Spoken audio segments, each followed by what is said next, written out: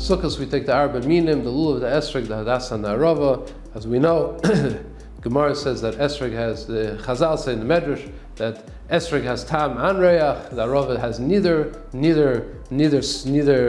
pleasant smell, neither a good taste. And then you have the Hadassim and the Lulav, which are in the middle. The Hadassim smell nice but don't taste like anything. The Lulav is the opposite, it has good fruits that taste well but don't have the pleasant smell. And this symbolizes the four types of Yidden that are in Klal Yisrael. You have Yidden that are full of Torah and full of mitzvahs, full of taste and full of smell. And then you have Yidden that have nothing, and you have Yidden in between that have some Torah, they don't have mitzvahs, they have mitzvahs, they don't have Torah. Sukkot we take everybody together to show the Achdus, to show the unity among Klal Yisrael. These are very famous words of the Medrash that we hear quite often. Slonim Rebbe in Sivas Shalom gives an extra level of understanding this Medrash, and also explaining why in fact the Torah tells us that on Sukkot we have the possibility of experiencing Simcha specifically together with the Arba Minim, like it says in the Pasuk,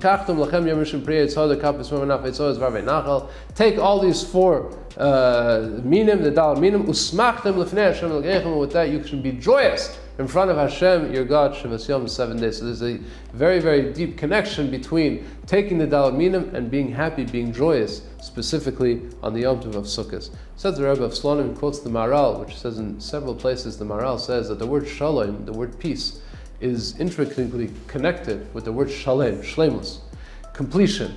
When a person wants to achieve peace, his goal has to be to achieve completion. Completion leads to peace. And he says as follows. He says there's 3 levels of being peaceful. In other words, 3 levels of feeling complete. A person has to be complete with his relationship with HaKadosh Baruch Hu. When he's doing the mitzvahs, when he's learning the Torah, he has to do so with enthusiasm. He has to do so with the proper approach to serving Hashem. A person serves Hashem without enthusiasm, it's not the same. It's like serving Hashem without taste. And sometimes a person feels like that. He feels he doesn't want to do mitzvahs today. He doesn't want to learn Torah. Doesn't have the energy. Maybe a person has a situation where he feels that Hashem was unfair to him. Happens, and he feels that with this feeling in mind, he doesn't want to do the mitzvahs. He'll do it, but he'll do it without taste. He'll do it without the smell. He'll do it without the atmosphere, without the enthusiasm. And that's the symbolism of the Arava, the Hadas, and the Esrog and the Lulav. There's 4 different types of moods that a person can be in when he's serving HaKadosh Baruch Hu. Same, that's Ben Adam L'Makom, same with Ben Adam L'Chaver. There's people who we're very happy to spend time with, people who we love very much, who we appreciate, who we honor. We feel good around them. We feel like we gain a lot by being their friends. And then there's people who we don't want to associate with. They're our fellow Jews, but we don't feel like we want to associate with them. We don't feel a pleasant smell when we're around them. We don't feel pleasant taste when we're near them. So those are things that we have to work on. They're like the Arava in our relationship, Ben Adam L'Chavere. And finally says the Maharal, and says the Slonim Rebbe, there's Ben Adam L'Atzmai. Person sometimes wakes up in the morning without any energy, feels depressed. Doesn't want to wake up, he can't be productive, he doesn't have the energy to get through the day. That's the Arava day. Sometimes a person has an Esrog day, where he wakes up and he's completely full of enthusiasm, full of energy. He can do everything, he can accomplish, he can go to work, he can do projects, he can do it, accomplish, and be successful. Those days are the Esrog days. When a person reaches the level of being complete on the proper mood, in relationship with HaKadosh Baruch Hu, in relationship with his fellow, in relationship with himself, he is the Shalom. He is the person who is the Shalom, and that person feels at peace, b'Shalom.